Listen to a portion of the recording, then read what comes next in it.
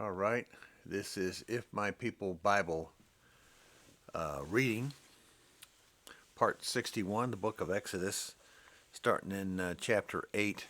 And just as a reminder, and finishing up 7, 6 and 7 together, there were 10 incidents, serious plagues, um, and the gods. The first one was water, Osiris. All this was an insult. This is Yahweh saying, hey, yeah, so it's me against your gods. Moses and I against the entire world of Egypt and all those people who, the Hyksos, the Pharaohs, all those people who think that they're grander and mightier than we are. Um, yeah, the water god Osiris, and then the next one after that was the frogs that came, the god of Heka, the god of Geb, lice, the sacred beetle scarab god, flies, the god of Apis, Maron, and the boils were the little people who thought they were gods, and the Pharaoh thought he was a god. So, like, okay, you got boils all over you, priests, you priest of Anak, of the sun god, um, the sky god, the insect gods, the locust, the hail, the darkness, Ra. Sun comes up no matter what, guaranteed, and darkness comes over the face of the earth. Yeah, Yahweh really has his way with them, and the firstborn death, which is what the pharaohs themselves brought on their own problems. Um, so then Yahweh says to Moses in chapter 8, he says, hey, go to the Pharaoh and say to him, this is what Yahweh says, let my people go so that they may worship uh, me. And after all these things, and the word hardening comes up, and to understand what it means when Yahweh hardens their hearts, Pharaoh's heart, your heart is hardened. This is what it means. So, did Yahweh make you sin? No. Did he test you until you broke so you'd sin? No. Did he open up reality and show your heart is really hard to begin with? Thus, you harden your heart. You harden your heart, actually. He just exposes it. That's what hardening of the heart is. That's what that's all about. So, um, the pestilence and the famine in this Exodus, the word says that in the last days there will be pestilence and famine in the land. So, prepping for getting guns and machine guns and thousands of rounds of ammunition is outrageous. Who are you going to shoot? People who are starving to death? Um, are you going to do what they say? Are you going to take on the mark? What is the mark? The mark is doing something with your hand or your thinking that um, Hasatan wants you to do. His thoughts. Yahweh's thoughts are his thoughts. And we want to please the Father. So we do with our hand, we do our actions. We don't have to wear anything special. We simply do and we hear and we obey. And that's what this is all about in this test here. And Moses is just saying, hey, we want a 3-day journey. We want to go and worship. Um, and it takes 3 days to get there. Then they're going to have worship. That's 1 day. That's 4 days. And then they're going to travel back. That's 3 days. So how long are they going to be gone? 7 days. Do they plan on being honest about it and staying? Actually, no. They don't have to be honest to Pharaoh because Pharaoh has broken his promise and everything he said and done. You don't, well, we have to obey the government. You hear that say we have to obey the government. Uh, Keep saying the sentence. You obey the government if that's what the government wants, but if it goes against the Torah, if it goes against the instruction, if it goes against the common sense that the Father gave you, you don't do it. Well, we live in a government where the Supreme Court, the supreme geniuses there, think that slaughtering little children, 40, 50, 60, 65, 70 plus million children since 1973, I think it was January 1, 1973, this genius came up with the United States has been in hell's bells as far as that goes. We have not been a well nation. We've been a sick, sick nation. And the example of that today is this virus going around, where there's been hundreds of viruses in thousands of years, where there's been plagues and all this other stuff, and bubonics and diseases and viruses that can wipe out people 10, 15, 100 times more powerful than this COVID-19 stuff. And yet we're shutting down the world for that. So, oh, well, we need to do that because the government tells you to do that. Well, the government is trying to.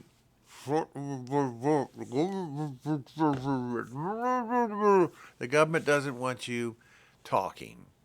The government doesn't want you speaking, and they're using this as stupid excuse through stupid leadership, through stupid, um, uh, highly qualified medical people who, even looking at them, even looking and listening to them, you know something is terribly wrong with what they're saying and what they're doing.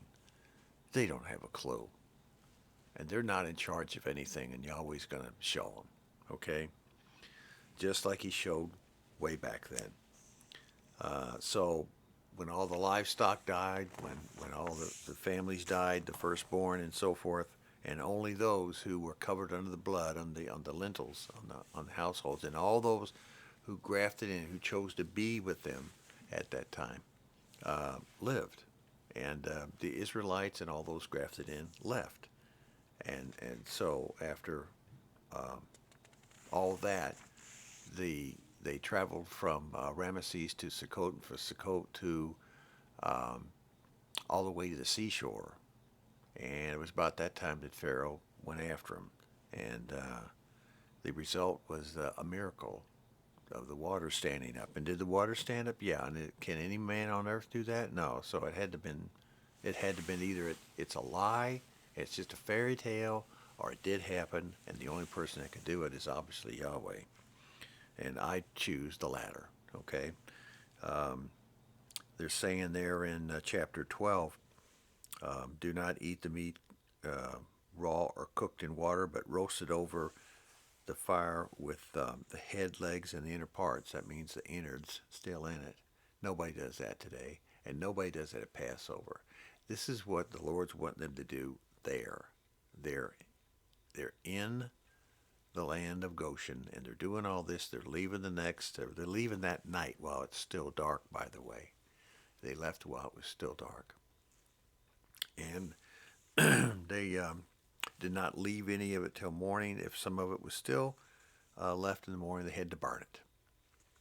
Now, the understanding after that is we are to celebrate this as a continuing feast. This is part of the Royal Torah. This is Passover, and this is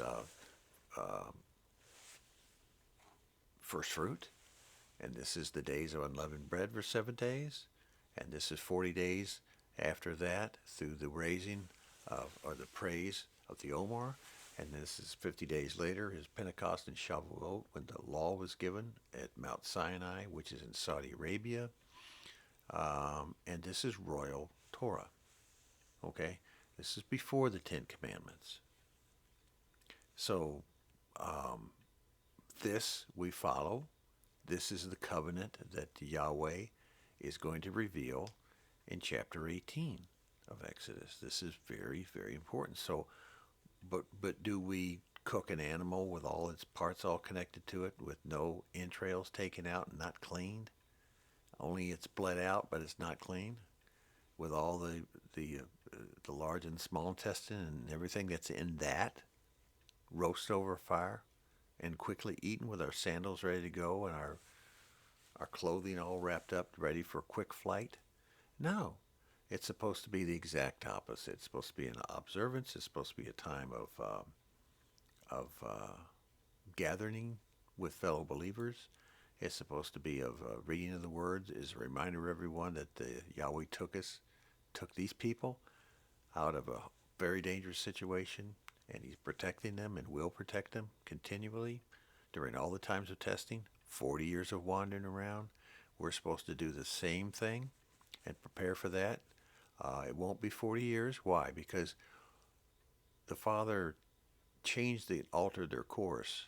He did by changing their minds uh, through His behavior, because He didn't want them to go to the promised land. He knew that they weren't ready to fight the big, tall, mean, rotten people in Canaan. And later on, when He sent the 12 spies, once again, same thing. This time He would see what they would say, and 10 of the spies came back scared to death. They didn't want to do it. So, only 2. So the vote was Democratic, and they lost. So as a result, they spent dozens of other places that they lived for 40 years. They went through trials and tribulations and fighting with other small nations, armies against them, prevailing. And not until Moses passed on and Joshua brought them in did they enter the promised land. But this next time, it's not going to be that way. It's going to be, you're going to be called, and we're going to go just like angels messengers would be with us. We'll be taken there just like angel wings are protected. So that's how it's going to be in the next Exodus. It's not going to be a super rapture theory thing, pre-tribulation stuff. No, as we've gone over and over and over again.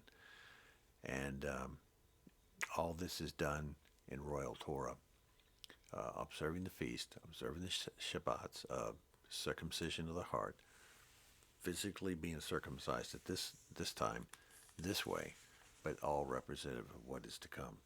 So that takes us up into the end of chapter 12, and from there, and you'll go for 62, and then that'll take you into chapter 18, very important, and then 63 will be the wrap up after that. Okay, thanks.